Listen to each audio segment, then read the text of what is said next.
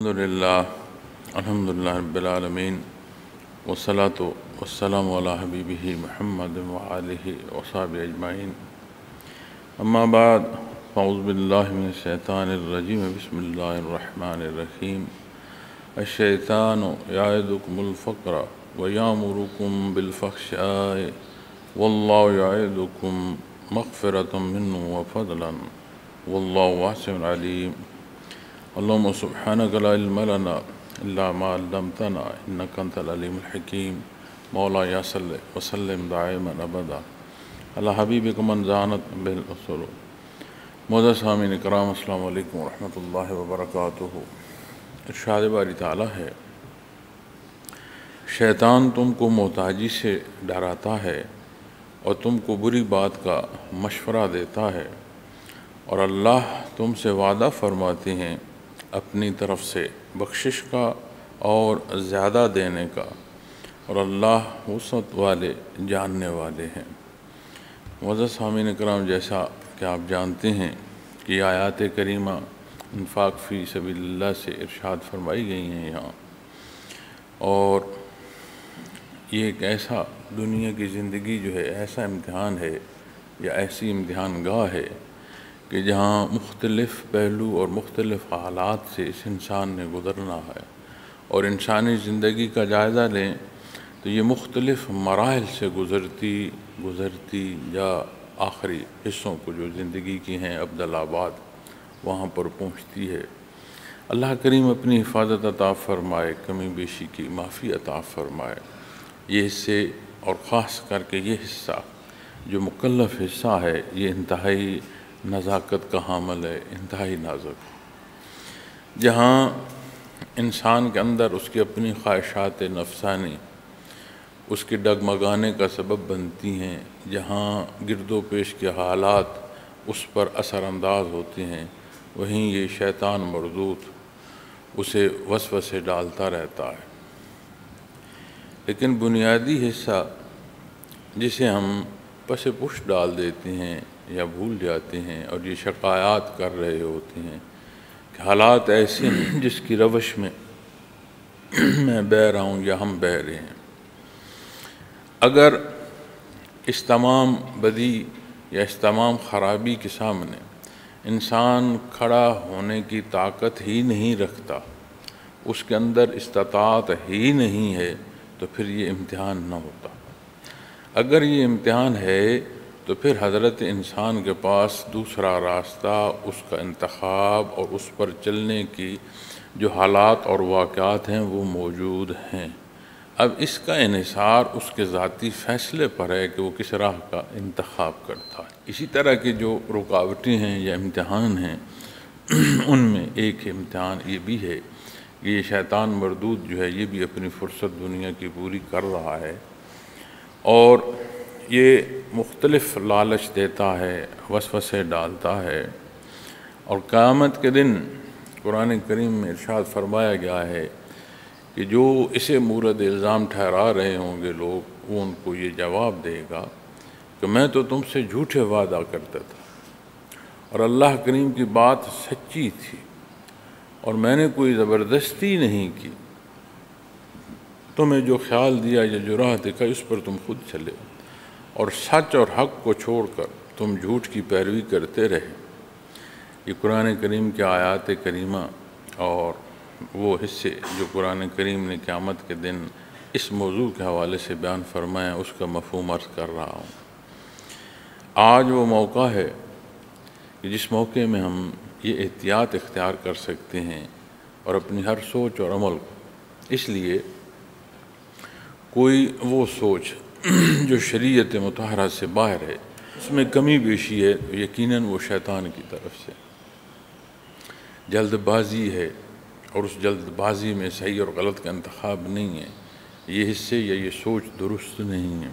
کوئی وہ عمل جو دین اسلام کے مطابقت رکھتا ہے، اس کی جو سوچ آتی ہے وہ عند اللہ ہوتی ہے۔ اللہ کے فرشتے جو ہیں، اللہ کریم سبب بناتے ہیں کہ وہ مخلوق کے دل میں یہ بات ڈالتے ہیں۔ اب یہاں جو حصہ ارشاد فرمایا گیا کہ شیطان یعدکم الفقر، کہ شیطان تم کو محتاجی سے ڈراتا ہے، یعنی جو کچھ تمہارے پاس ہے اسے اگر تم اللہ کے حکم پر خرچ کرو گے تو وہ جو تمہارا خرچ ہے، تمہاری جو ذرائع ہیں یا جو تمہارا روپیہ پیسہ یا دولت ہے، اس میں سے اخراج ہوگا تو تمہاری دولت کم ہوگی، اور ایسا نہ ہو کہ تم خود فقیر ہو جاؤ، رندانہ درگاہ ہو کر پھرتے پھرو۔ لیکن یہیں آپ غور فرمائیں کہ جو اسراف کرتے ہیں اور اس سے نفسانی لذت حاصل کرتی ہیں، آپ خیال فرمائیں کہ وہاں شیطان ان کو یہ وسوسہ دے رہا ہوتا ہے کہ تمہارا جیسا خرچ کرنے والا کوئی نہیں، اور جو کچھ اور جیسا تم اپنی زندگی کو دیکھ رہے ہو یہی وقت ہے، گزر جائے گا، اس کو اپنی مرضی سے گزارو۔ وہاں اسراف میں ان کو مدد کر رہا ہوتا ہے، اور جہاں حق پر خرچ کرنا ہے وہاں وہ یہ وسوسہ ڈالتا ہے کہ تم تو قریب ہو جاؤ گے، تمہارا سارا روپیہ پیسہ تو ہے وہ ضائع ہو جائے گا، مخلوق میں بٹ جائے گا۔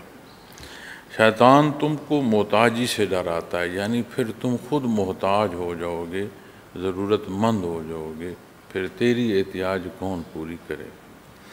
اب جب ایمان کی بات آتی ہے تو وہ بنیاد جو اللہ کی طرف نسبت ہے وہ اتنا مضبوط کر دیتی ہے کہ روپیہ پیسہ تو کجا، خود ذات اللہ کی ہے کہ اللہ نے پیدا فرمایا انسان کو، جو خرچ کر رہا ہے اس خرچ کا اس کے پاس ہونا یہ بھی عند اللہ ہے، خرچ کرنے کی توفیق عند اللہ ہے، اس کے نتائج اللہ کریم کے دست قدرت میں ہیں۔ تو مضبوط ایمان جو ہے وہ ان وساوس سے وہ اسے نہیں روک سکتا کہ عمل صالح رک سکے، لیکن شیطان اپنی کوشش کرتا رہتا۔ اب شیطان کی جو مدد ہے، جب بندہ عبادات چھوڑتا ہے، عبادات میں کمزوری کرتا ہے، خطائیں کرتا ہے، غلط محافل یا غلط لوگوں میں بیٹھتا اٹھتا ہے، جھوٹ سنتا ہے، حلال اور طیب کا خیال نہیں کرتا، تو یہ پھر وہ خود شیطان کی مدد کر رہا ہے کہ شیطان کی گرفت اس پر بڑھے، اس لیے کہ وہ حفاظتی اظہار سے نکل رہا ہے۔ جیسے جیسے عبادات مضبوط ہوتی ہیں، فرائض پورے ہوتے ہیں، سنت پوری ہوتی ہے، نفل عبادات محنت اور مجاہدہ نصیب ہوتا ہے، ویسے ویسے ایک حفاظتی حصار بڑھتا چلا جاتا ہے۔ اب جو اللہ کریم کی حفاظت سے نکلے گا پھر اس کے حالات کیسے ہوں؟ یقیناً وہ بدی میں ڈوب جائے گا، شیطان کے ہاتھ چڑھ جائے گا، اور شیطان کسی کا دوست نہیں۔ جو کافر ہے، مطلق کافر، یہ نہیں ہے کہ وہ حزب الشیطان ہے تو شیطان اس کی خیر مانگ رہا ہے، وہ کوشش کرتا ہے اور برائی کرے تاکہ دوزخ کے اور نچلے درجے میں جا سکے۔ یہ نہیں ہے کہ وہ پہلے کافر ہے اور اس کی صف میں کھڑا ہے، اس کا پیروکار ہے تو اسے اس کے ساتھ کوئی تعلق یا انسیت تو نہیں، اس کے ساتھ وہ یہ دشمنی کرتا ہے کہ اسے اور گناہ میں جو ہے مبتلا کرے تاکہ آخرت کی زندگی میں اسے اور زیادہ سزا ملے۔ اب جب بات حزب اللہ کی آتی ہے تو وہ غفور الرحیم ہے، یہاں تقابل نہیں ہے، مقابلہ نہیں ہے کہ دو حصے، لیکن حق اور باطل جب بات آتی ہے تو حق، لیکن جہاں حق پر کوئی قائم نہیں رہے گا تو وہاں باطل میں پھر غرب ہوگا، اس لیے یہ دوسرا حصہ بیان آتا ہے۔ اسی طرح حزب اللہ کی جب بات آتی ہے تو بات حزب الشیطان کے وزن کی نہیں ہے، اس کی کوئی حیثیت نہیں ہے۔ ایسے ہی مثال ہے کہ اندھیرا تب ہے جب روشنی نہیں، جب نور ہو، روشنی ہو، سورج چڑھ آئے اور دن جو ہے وہ نمودار ہو جائے، سورج نمودار ہوا، روشنی ہوگی، پھر اندھیرے کا وجود نہیں رہتا۔ اب اندھیرا تب چھاتا ہے جب روشنی نہ ہو۔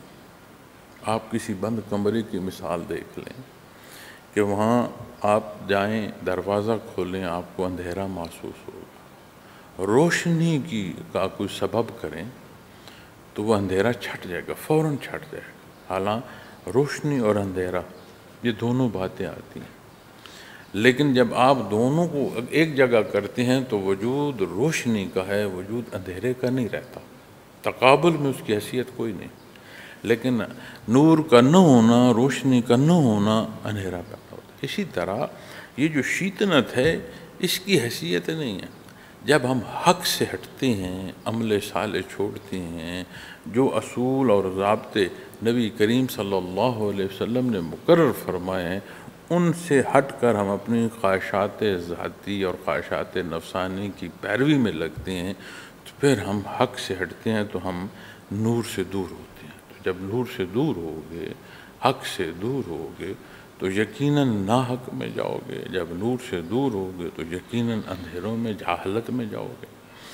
تو یہی کوشش شیطان کی ہوتی ہے کہ وہ اپنے تئیں اپنی کوشش میں لگا رہتا ہے۔ تو ہمیں شیطان کی کوشش کو دیکھنا نہیں، ہمیں اللہ کے حکم کو دیکھنا ہے، اللہ کے حکم پر عمل پیرا ہونا ہے، نبی کریم صلی اللہ علیہ وسلم کے ایک ایک فرمان اور ایک ایک عمل کو اپنی عملی زندگی میں اس کا نفاذ کرنا ہے۔ تو جب اس راہ کے مسافر ہوگے تو اس وساوس کی حیثیت نہیں رہے گی، کیونکہ اللہ کریم حفاظت فرمانے والے، ہم کمزور ہیں۔ چونکہ یہ کیفیت اور حال ایسا ہے کہ معاملہ اللہ کے سپرد ہوتا ہے، ذات کی طرف بات نہیں آتی۔ ہاں، اگر ہم اپنی ذات پر لے آئیں کہ میں ایسا ہوں اور میں نہیں ہل سکتا یا میں جو چاہوں وہ ہو سکتا ہے، یہ پھر نزاکت آتی ہے اس میں۔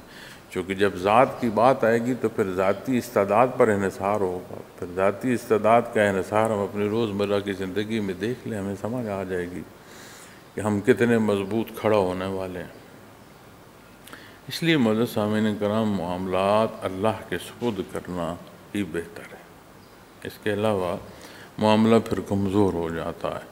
اور جب آپ اللہ کی راہ میں خرچ کرتے ہیں تو شیطان پھر یہ وسوسہ ڈالتا ہے کہ تم بھی اسی طرح مفلس ہو جاؤ گے، جیسے آج تم مدد کر رہے ہو اسی طرح تم کل مدد مانگ رہے ہوگے، چاہ رہے ہوگے۔ وَيَأْمُرُكُم بِالْفَحْشَاءِ، اور فرمایا اور تم کو بری بات کا مشورہ دیتا ہے۔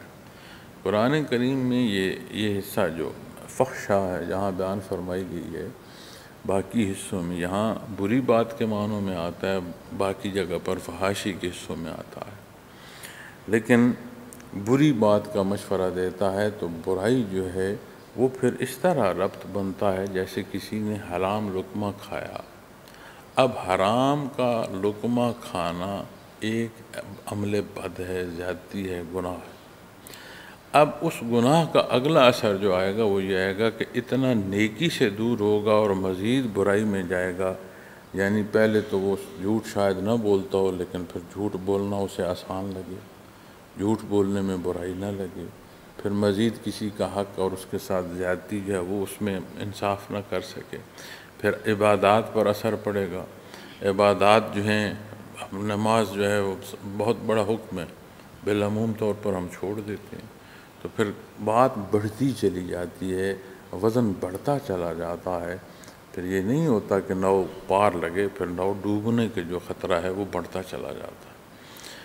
ایک اور ذیلی پہلو میں آپ سے عرض کرتا ہوں، اکثر جو دوسرا معاملہ پیش آتا ہے وہ یہ آتا ہے، اللہ معاف فرمائے، خدا نخواستہ کوئی غلطی ہو جائے نا یا گناہ سرزد ہو جائے، تو وہاں جو ایک وسوسہ شیطان ڈالتا ہے، یہ اپنی ندامت میں بندہ ڈوبتا ہے۔ وہ کہتا ہے کس منہ سے میں اب نماز پڑھوں یا اللہ کے حضور پیش ہوں، کیسے میں توبہ کروں؟ جیسے ہم ایک دوسرے سے معاملات میں کہیں غلطی ہو جائے یا زیادتی ہو جائے تو ہم دوسرے شخص کا سامنا نہیں کر پاتے کہ شرمندگی ہے، اب میں کیسے اس کے سامنے جاؤں۔ یہاں بات مخلوق کے مابین نہیں ہے، یہاں بات مخلوق کی اللہ کی نسبت ہے جو خالق۔ دنیا کی زندگی یا دنیا کی مخلوق کا ایک دوسرے کی نسبت دیکھنا وہ اور پہرائے میں ہے۔ جب مخلوق خالق کی نسبت دیکھے تو اس خالق کی طرف مخلوق کی صفات جو ہیں انہیں منسوب نہ کرے۔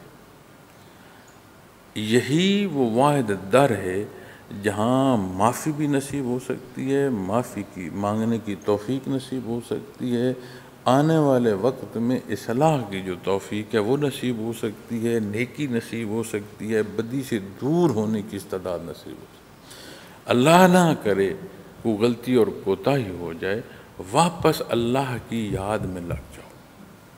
چونکہ قرآن کریم میں بھی یہ فرمایا گیا ہے کہ ایسی جگہ جہاں مفہوم عالی ہے کہ جہاں صاحبی ایمان جو ہے وہ ڈگمگائے یا اسے کوئی غلطی لگے تو وہ اللہ کی طرف رجوع کرتا ہے، اللہ کی یاد میں جاتا ہے، اللہ اس کے لیے راستہ کھول دیتے ہیں، اسے سمجھ آ جاتی ہے۔ تو اس لیے یہ عرض کر رہا ہوں کہ خدا نہ خواستہ کہیں غلطی اور کوتاہی ہو جائے، اس غلطی اور کوتاہی کو دیکھ کر یہ نہ کہیں کہ میں کس منہ سے سجدہ کروں۔ یہاں تقابل نہیں ہے، جیسے مخلوق کا مخلوق کے مابین ہوتا ہے، وہ غفور الرحیم ہے، معاف فرماتا ہے، اسے معاف فرمانا محبوب ہے، اس نے رحمت کو اپنے اوپر لازم فرمایا ہے۔ اور ہم اللہ جل شانہ کی ذات اور صفات پر احاطہ نہیں کر سکتے جیسے مخلوق پر ہے کہ کسی سے ایک دفعہ بات کی تو اس نے اچھی طرح بات کی، وہی بات دوبارہ کی تو اس نے بات ذرا اور انداز سے کی، تیسری بار کی تو وہ گلے پڑ گیا۔ یہ مخلوق کے معاملات ہیں۔ خالق کی نسبت جو ہے وہ ہمیشہ اپنی توقعات جو ہیں، کیونکہ اللہ کریم کو پسند ہے وہ کہ جیسا میرا بندہ مجھ سے توقع رکھے گا ویسا مجھے پائے۔ یہ الگ بات ہے کہ یہ جو دھندلاہٹ آ جاتی ہے نا، یہ جو اعتبار کمزور ہوتا ہے، کمزور ایمان کی نسبت، اس وجہ سے کہ اعمال بد یہ دھندلاہٹ پیدا کرتا ہے۔ تو کوئی بھی سہل حصہ ذہن میں آئے وہ بھی اللہ کریم کی طرف سے ایک عطا ہے، اور جہاں غلطی اور گمان بدگمانی کے پہلو میں فوراً آتا ہے اسے جھٹک دو، وہاں اعوذ باللہ پڑھو، لا حول ولا قوت پڑھو، اس لیے کہ کہیں نہ کہیں سے شیطان کو مداخلت کر رہا ہوگا کہ یہ درست راستے کا مسافر نہ ہو سکے۔ تو فرمایا اور تم کو بری بات کا مشورہ دیتا ہے، یعنی یہ عمل نہ کرنا بھی برا ہے، مزید برائی کی طرف تمہیں دھکیلتا ہے، یہ شیطان کی شیطنت ہے۔ واللہ یعدکم مغفرۃ منہ وفضلہ، اور فرما رہا اللہ تم سے وعدہ فرماتے ہیں اپنی طرف سے بخشش کا اور زیادہ دینے کا۔ جب ہم اس زندگی کا موازنہ اخروی زندگی سے کریں تو پھر اس زندگی کی حیثیت بڑی واضح ہو جاتی ہے۔ اسی لیے آخرت کے ایمان کا جو ہے اسے ایمان بالغیب کے ساتھ پھر الگ ارشاد فرمایا گیا ہے کہ ایمان بالآخرہ، اس لیے کہ مزید احساس ہو، اس پہلو سے جو شناسائی ہے اس میں مضبوطی پیدا ہو کہ سمجھ آئے کہ جو عمل کروں گا جزا سزا کے لیے پیش ہونا ہے۔ تو جب ہم دنیا کی زندگی کا آخرت کے ساتھ موازنہ کریں گے تو یہ زندگی جتنی بھی ہو، قرآن کریم فرماتا ہے کہ ان کی خواہش ہے کہ 1000 سال ان کی زندگی ہو، تو اگر 1000 سال زندگی ہو تو بھی ختم ہو جانے۔ تو آج ہم اپنی زندگی اور ماہ و سال کو دیکھیں تو کتنا سارا ہے، اور عجیب بات ہے کہ ہم آنے والے وقت کو جب دیکھتے ہیں وہ دور لگتا ہے۔ آپ میرے روبرو بیٹھے ہیں، جو ناظرین دیکھ رہے ہیں، سن رہے ہیں، آپ سارے بے شک ایک لمحے اپنے گزرے کل کو دیکھ لیں۔ آنے والا دور لگ رہا ہوگا، جو گزر گیا ہے وہ لگے گا پل بھر رہا، ایسے پل بھر میں زندگی گزر گئی۔ کسی واقعے کو دیکھ لیں تو جب یہ موازنہ کریں تو سمجھ آتی ہے کہ اس دنیا کی زندگی کی حیثیت کوئی نہیں، چونکہ وہاں تو ہمیشگی ہے، وہاں کی زندگی کا اختتام نہیں ہے۔ تو یہاں حیثیت کی کمی بیشی، اگر کوئی یہ کہے کہ میں نے دنیا کی زندگی میں غربت میں رہا تو یہی زندگی تھی۔ اب یہاں شیطان وسوسہ ڈالتا ہے نا کہ لوگوں سے چھین لو، تم بھی تو یہیں پیدا ہوئے، تمہارے پاس کچھ نہیں اور اس کے پاس اتنی دولت ہے۔ حالاں مفلسی میں مفلس کا امتحان ہے اور امیری میں امیر کا امتحان، چونکہ دونوں فانی جہان میں ہیں، دونوں عارضی ہیں، دونوں امتحان میں ہیں، دونوں نے جا کر اپنے اعمال کے نتائج دیکھے۔ اب جب اس موازنے کو دیکھو گے تو جہاں ہو اس کی یہ سمجھ بھی آئے گی کہ اللہ کریم کا جو فیصلہ ہے وہ عین حق ہے، کسی سے متعلق بیماری سے ہے یا صحت سے، امیری سے ہے یا غریبی سے ہے، کمزوری سے ہے یا طاقت کی حیثیتوں میں ہے، جس کو جہاں جب جس حیثیت میں اللہ نے پیدا فرمایا عین وہ اس کی جگہ ہے، صحیح ترین جگہ اور صحیح ترین مقام، وہاں اس نے اپنی استعداد کا کیا استعمال کیا، بات یہ ہے۔ تو جب کمزوری آتی ہے تو ہم یہ بھول جاتے ہیں کہ جہاں میں ہوں وہاں میں کیا کر رہا ہوں، میرا امتحان تو یہ ہے۔ اب جہاں دنیا کی کمزوری آئے گی، ایک لحظے کو غور فرمائیں کہ جہاں ہمیشہ رہنا ہے اور یہاں جس کمزوری کا ذکر میں کر رہا ہوں یا سوچ رہا ہوں میرے ساتھ یا میرے وجود کے ساتھ منسلک ہے، یہ میرا ایک ایسا امتحان ہے کہ اس میں رجوع اللہ ہے یا نہیں۔ تو پھر یہ بات بھول جائے گی کہ اگر میں بیمار ہوں تو دوسرا بہت صحت مند ہے، اس کا اپنا امتحان ہے، میرا اپنا امتحان ہے۔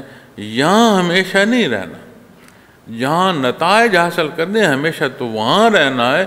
تو یہاں کی زندگی کا جو کمی بیشی ہے پھر وہ بندہ اس پر انحصار نہیں کر رہا ہوتا، پھر وہ وہاں دیکھ رہا ہوتا ہے، اس لیے پھر اس کے اندر یا اس کے دل میں کوئی نقص نہیں آتا یا کمزوری پیدا نہیں ہوتی۔ لیکن شیطان ہے، وہ جب بندہ کمزور ہوتا ہے وہ اس کو مزید ایسے الجھاؤ میں ڈالتا ہے، یہ تو تمہارا حق تھا، تم اس قابل تھے، تمہاری عزت اور احترام ہونا چاہیے تھا، تمہیں مخلوق کو ماننا چاہیے تھا، تمہارے جیسا اور ہے کوئی۔ لیکن جب عبادات نصیب ہوتی ہیں، ایمان مضبوط ہوتا ہے تو سمجھ آتی ہے کہ ہم تو شے کوئی نہیں۔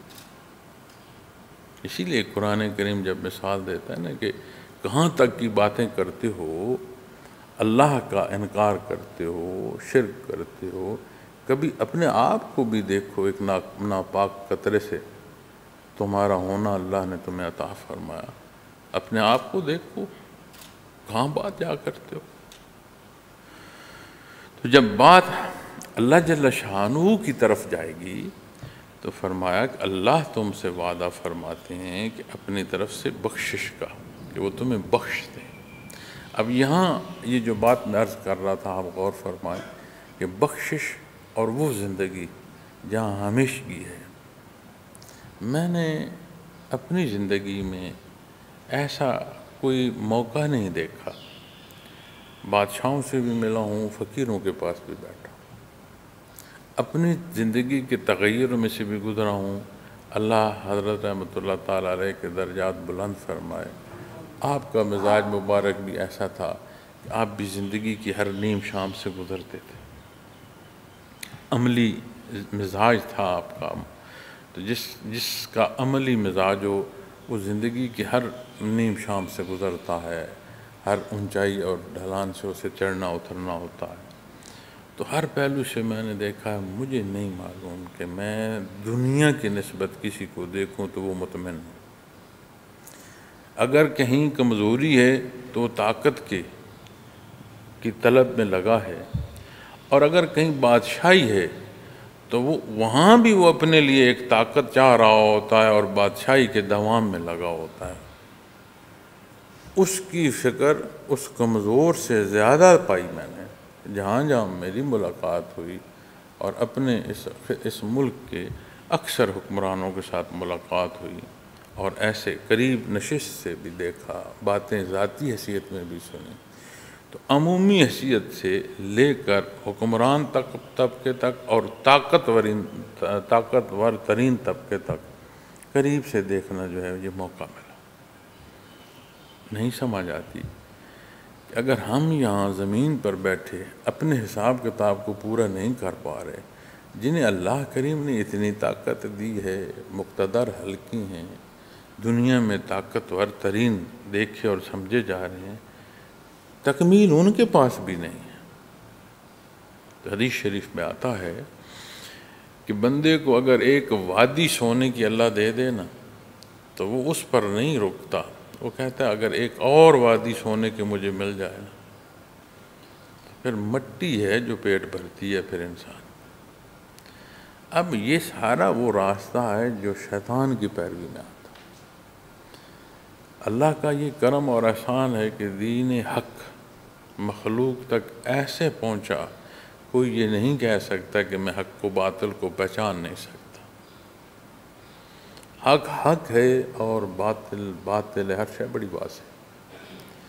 ہم ابہام اپنی مرضی اور رضا سے پیدا کرتے ہیں، آنکھیں جو ہیں وہ بند کر لیتے ہیں حق کی نسبت، تو پھر برائی کو ہم جواز دے رہے ہوتے ہیں، سبب دے رہے ہوتے ہیں، نہیں اس نے زیادتی کی تھی اس لیے میں کر رہا ہوں، جو میرا عمل ہے یہ زیادتی کیسے بنتا ہے، یہ تو میرا حق ہے، اس کے ساتھ ایسا ہی ہونا چاہیے۔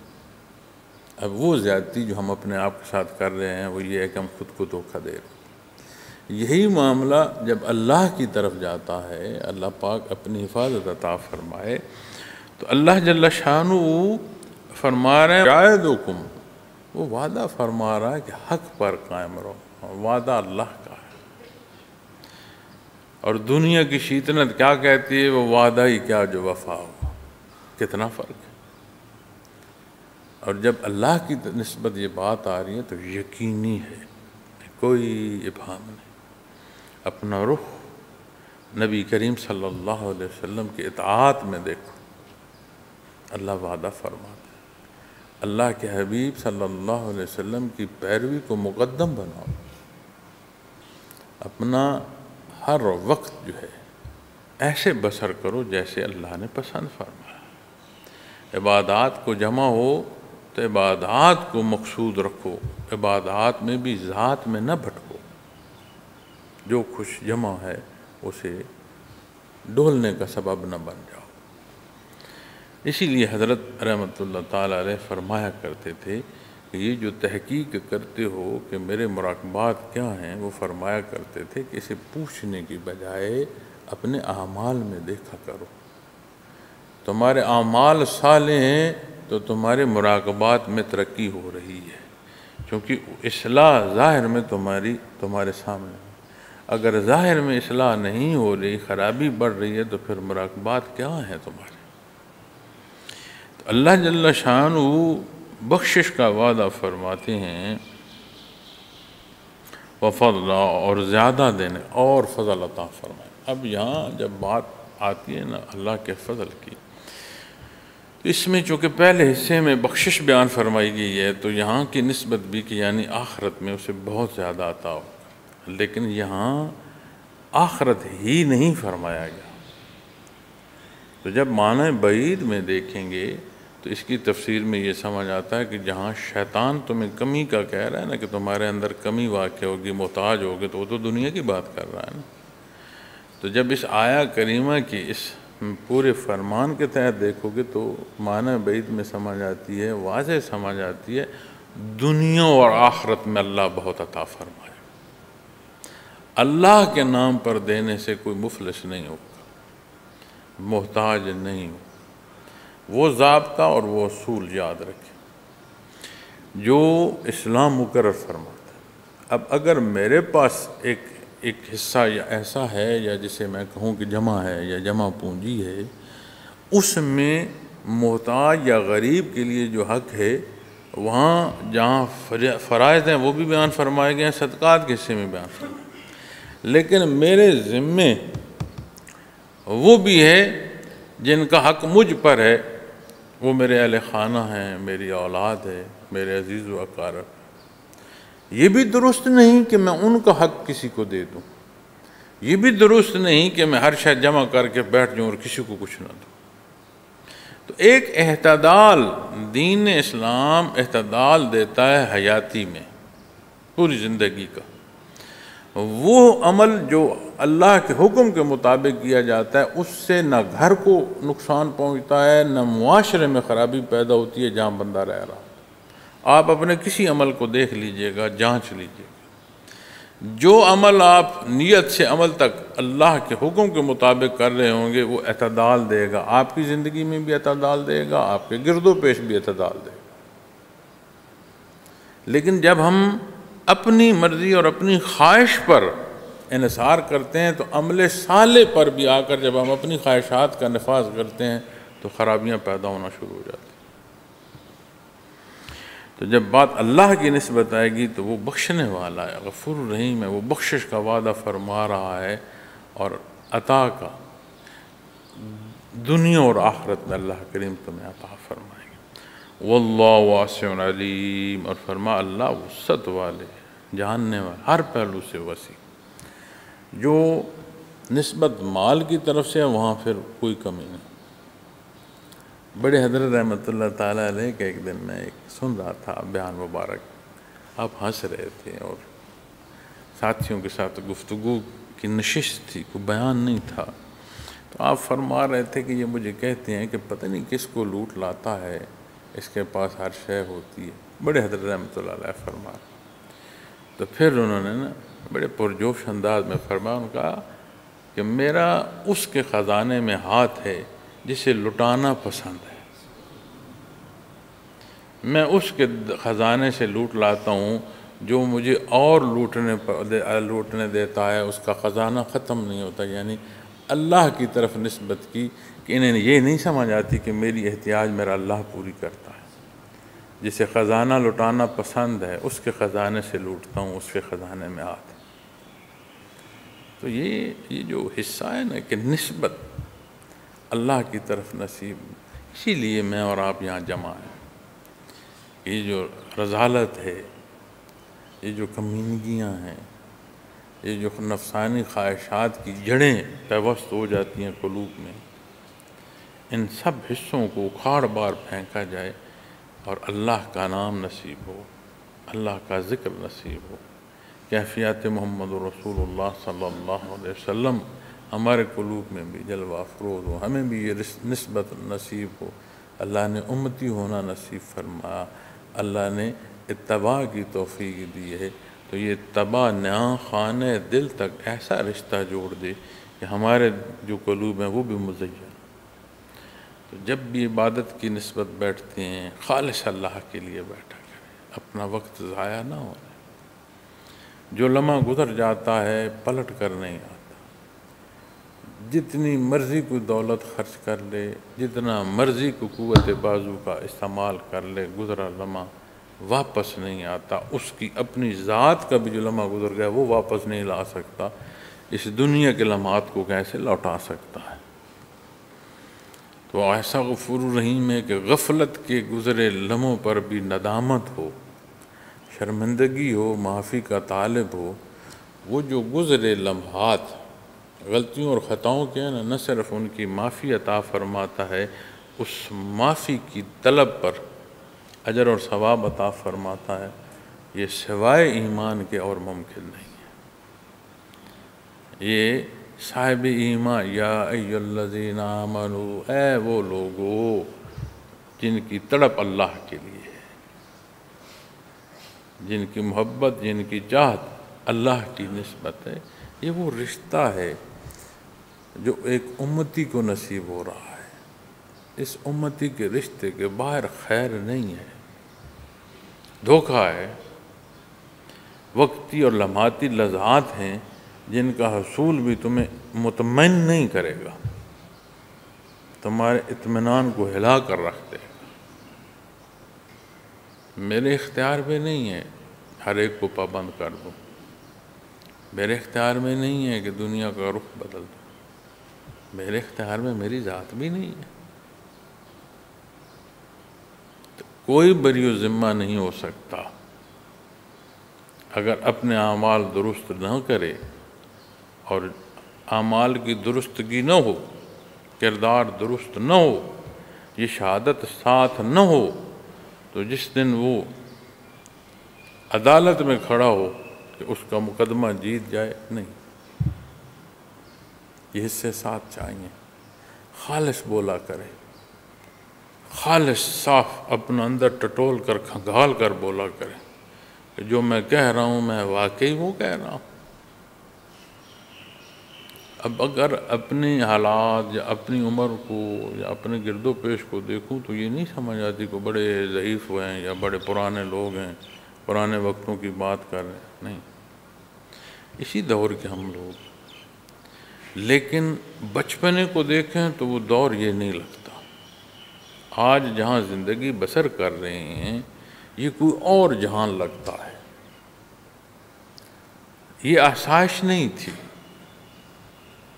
کسی سے رابطہ کرنا ہو تو بہت بڑا کوئی کمال ہوتا تھا تو کہتے تھے تار آ گئی ہے، وہ نظام تھا جس پر چند الفاظ پہنچا دیے جاتے تھے محکمہ ڈاک کی نسبت۔ خط و کتابت تھی، یا کوئی آ جا رہا تھا تو اس کو پیغام رسانی کے ذریعے بات پہنچتی تھی کہ کوئی آ جا رہا ہے اسے پیغام دیتے۔ آج جہاں ہیں اور جہاں رابطہ کرنا چاہتے ہیں، کوئی وقت کی دیر نہیں، رابطہ ہو جاتا، دکھ سکھ کی اطلاع فوراً ہو جاتی ہے، وجود ٹھنڈا نہیں ہوتا تو موت کی اطلاع جو ہے عزیزوں تک پہنچ چکی ہوتی ہے۔ سفر جہاں مہینوں کی مسافت ہوا کرتی تھی وہ منٹوں اور گھنٹوں میں آ گئی۔ جہاں گرمی کی شدت چھاؤں کی نسبت تلاش ہوتا تھا کہ چھاؤں میں جایا جائے، وہاں طرح طرح کے یہ ایجادات آ گئی۔ مسافر کے لیے کتنی ہی قسم کی سواریاں ہیں، اپنی اپنی حیثیت کے مطابق وہ سواری اختیار کرتا چلا جائے۔ لیکن وہ جو ایک اطمینان تھا، جو تحمل تھا، جو بردباری تھی، جو اعتماد تھا، اعتقاد تھا، اور ایمان کی مضبوطیاں محسوس ہوتی تھیں ان لوگوں میں، آج نہیں محسوس۔ رشتوں کے نام ہیں، رشتوں کے تقدس ختم ہو گئے۔ کیوں؟ اس لیے کہ جتنا عمل حق سے باہر جائے گا اتنی یہ لرزش پیدا ہوگی، اور یہ زندگی کی جو عمارت ہے کمزور اور نحیف ہوگی۔ یہ تو نہیں ہے کہ کلام ذاتی موجود نہیں ہے، ارشادات محمد رسول اللہ صلی اللہ علیہ وسلم موجود نہیں ہیں، کیفیات قلبی کے بحر موجود نہیں ہیں۔ ہم دریا کے کنارے پیاسے مر رہے ہیں اس لیے کہ ہم دریا سے رجوع نہیں کر رہے، حق پر عمل نہیں کر رہے۔ ہر ایک کا اپنا حق ہے، جو اس کی سوچ کے مطابق ہے، جو اس کی چاہت کے مطابق ہے، جو اس کی پسند کے مطابق ہے۔ اپنے آپ کو اللہ کے فرمان پر لاؤ، نبی کریم صلی اللہ علیہ وسلم کے اتباع میں لاؤ، پھر دیکھو وہی ایمان کی مضبوطی نصیب ہوتی ہے کہ نہیں۔ دنیا تو دنیا، تختہ دار پر بھی چہرہ مسکرائے گا، موت کی آغوش میں سوتے چہرہ مسکراتے جا رہا ہوگا، لیکن نسبت وہ چاہیے نا جہاں ایمان۔ آج ایسے دور میں ہم گزر چکی ہیں، دنیا تو دنیا دین کے نام پر حق گوئی نہیں رہی۔ دین کا بیان ایسے کیا جاتا ہے کہ تقلید ذاتی حاصل ہو، اتباع محمد رسول اللہ صلی اللہ علیہ وسلم کی طرف نسبت نہیں ہوتی، بیان دین کیا جا رہا ہوتا ہے، تقلید ذاتی مقصود ہوتی ہے۔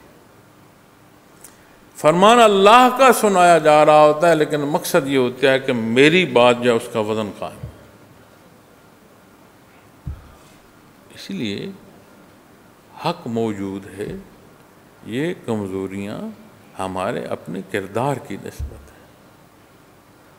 جو وقت میسر آئے، جیسے ابھی اجتماع میں ہو، اور جو کلی معنوں میں اس میسر وقت کو لوگے تو اس حیات میں ہو، نہ یہ اجتماع کو دوام ہے، نہ کلی معنوں میں میری اور آپ کی حیات کو دوام۔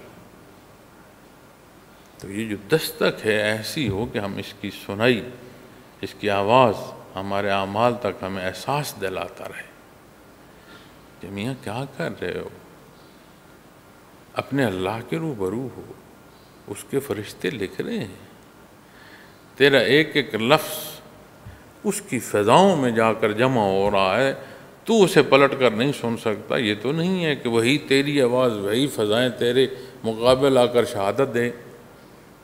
تو فرماتا ہے نا قرآن کریم کے اعضاء و جوارے شہادت دیں گے، اور بندہ کہہ اٹھے گا کہ تم میرے خلاف شہادت دے، تم کیسے بول رہے ہو؟ تو وہ کہیں گے، جواب دیں گے، جس اللہ نے تمہیں طاقت دی تھی اسی نے آج ہمیں بولنے کی اور شہادت کی طاقت دی ہے۔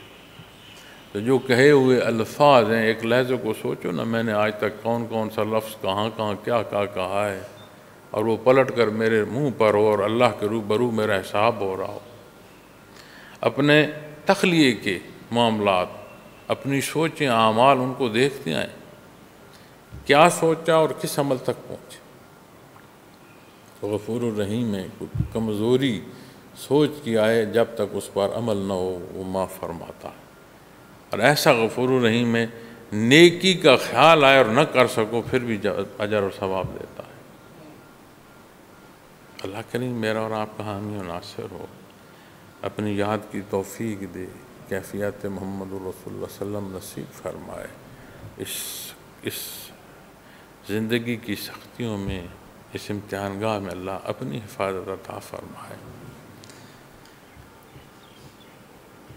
جزاکم اللہ، وآخر دعوانا الحمدللہ رب العالمین۔